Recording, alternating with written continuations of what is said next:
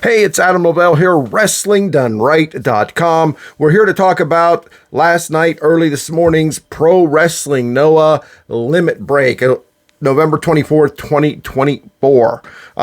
Practicing, sort of maneuvering some stuff around here on my desk. I got these two swivel arms for my computer screens, for my monitors. I have it up kind of high. Why am I telling you this? Because I'm still messing with the lighting. As you can see, the shadow under the peak of my hat. Not a big deal, right? You don't have to see my mug crystal clear. We're just here to talk about the crystal clear wrestling of Pro Wrestling Noah. Is that what we saw last night? Limit Break, November 24th, 2024. Let's take a look at it real quick, guys. I didn't love this show, but I didn't think it was bad at all. Why didn't I love it?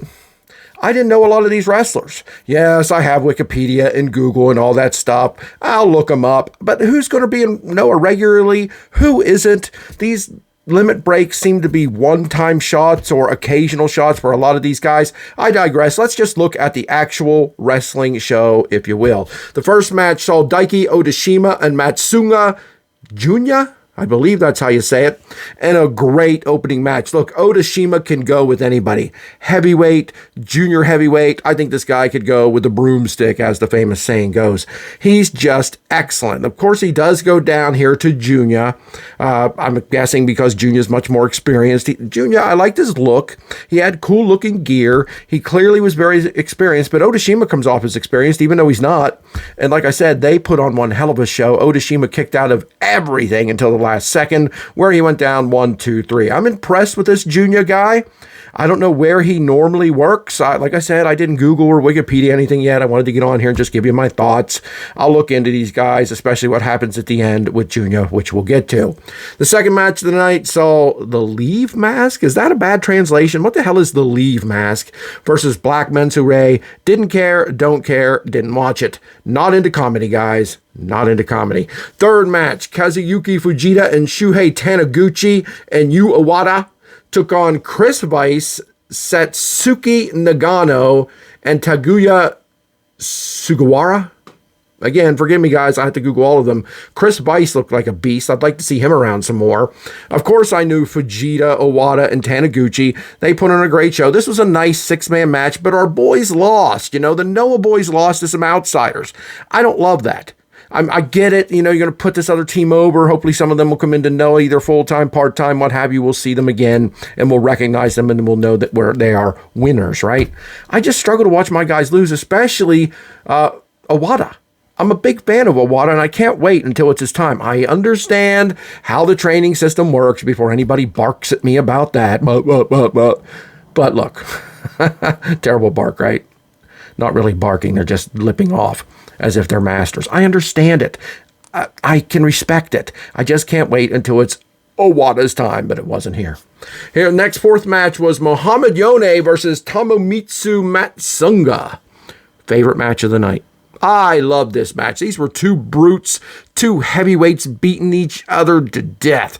Down and out, in the ring, out of the ring, just a perfect combination of that stuff. And our boy, Yone, gets the win. Boy, you can't tell me Yone isn't great. For his age, for as long as he's been around, for all the gimmicks and partners and stuff that he's been through, he is still excellent. So I loved seeing him get the win here. But Matsunuga, again, forgive me, I don't know who he is. I've never heard his name pronounced. Oh, sort of on commentary, I guess, but that's not enough for me to grasp it.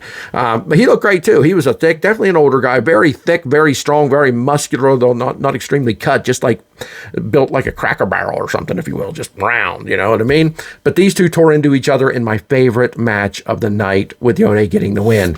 The semi-main event was Atsushi Kotogi and Kohei Kinoshita. Trying, guys. Taking on Koji Awamoto, who I'm familiar with, even though I might have butchered his last name, and Brian Ishizaka. Look, I have one thing to say here. Well, two. Kotogi gets the win. Good for him. But Awamoto, get him to Noah. He got in Kotogi's face after it. Looked like there was a challenge made. That would be an excellent matchup. Kotogi and Kinoshita win it. But let me tell you something. if I get to see Katogi, who needs a little bit of a revitalization in his career, he's been kind of just there. Him against Koji will be an excellent match that I would buy a ticket to for sure. And I think Koji's better. That's just me. But I also feel like Katogi's been floating. He's sort of been just there for the longest time. The flag bearer of Pro Wrestling Noah, if you will. No disrespect. He's just not done anything real special in a long time. And seeing him versus Koji, man, that would get me excited. My favorite match was Yoni versus Matsunga. My favorite moment was Katogi and Koji in the face of each other, insinuating, showing, telling us that they're going to face off one-on-one. And boy, give that to me on any show, but if you're giving me that on Limit Break, that will make it even better for me. Love that moment for sure. The match was fine. Main event, World Heavyweight Championship, Wrestle One, right? Wrestle One Championship, the AWA Heavyweight title. That's weird, but that's the belt they use for their championship. Go Shiozaki versus Shuji Ishikawa.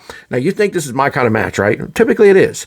Two heavyweights, Puresso guys, slapping each other, chopping each other, beating each other, hammering each other, just fighting. And it was 80% of the match I loved. This would have been my match of the night until the end when Ishikawa gave Shiozaki every damn move he has. That ridiculous modified pile driver on the godforsaken apron.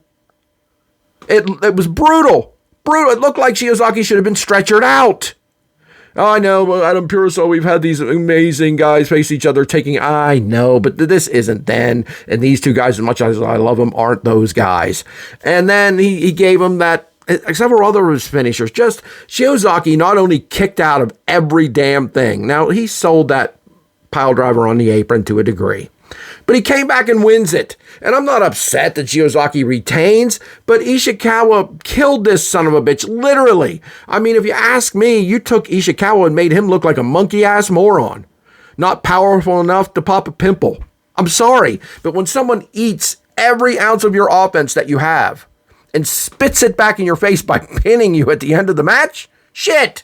What the hell? I love Shiozaki. I got a Shiozaki t-shirt. I should have worn it. I love Shiozaki. I love Ishikawa. I loved them in All Japan. I love the Violent Giants. What a tag team. Man, I miss those guys as a tag team. I wish they'd have stayed a tag team forever. They could have easily been the Japanese Road Warriors. Not they had to paint themselves up or anything, but they were that damn good, that damn big, that damn intimidating. Wish they would have stuck together, but I understand them winning singles gold and glory, I guess. But this match was good, but Go Shiozaki came out of this looking like an unpinnable freak. Better than Brock Lesnar. He did. He came out of this like, who's going to stop Go Shiozaki? Nobody. If Ishikawa couldn't stop him with the moves he hit him with, nobody. Not Kaito Kiyomiya, not Sugi, not anyone. My God, how in the world did Soya beat him to retain the national title when he can take punishment like this? I just thought it was ridiculous and over the top, and it hurt the match badly for me. Overall, I'd give this show a 6 out of 10. Wasn't bad. I didn't know everybody. That's my fault. I know that. Before somebody has a hissy fit, I know that. But because I couldn't bring myself to care about the guys I didn't know too much, even though they weren't bad, except the goofy Leave Mask or whatever hell he's called. I didn't watch that. I'll never watch a Black Menso Ray match. I'm sorry. I hate comedy that much. It'll just piss me off. Other than that, that's going to take points off of it. This might have gotten a 7.5 without the goofy comedy match with Black Menso Ray. But then you take the hospitalization angles that could have been in the main event, and then the person who took the worst of it won. That takes another point off of it. I'm still giving it a 6 out of 10. So if you're cool with a guy taking every move a guy like Shuji Ishikawa has and continuing to go on and win, and you're cool with goofy comedy, you might give this an 8 out of 10. You might absolutely love and treasure and adore this show. I did not. I wish I would have. Removed the things I'm bitching about, and it would have been excellent. 8 show, easy, maybe 9. I mean, really, I enjoyed a lot of this, but it was weighed down by the stuff I absolutely hated. Giving it a 6 out of 10. Again, I'm Adam Lavelle, WrestlingDoneRight.com. Thanks for joining me. I'll be back with my next video, a better and longer one if it's a show I really like and know everybody in it before you know it.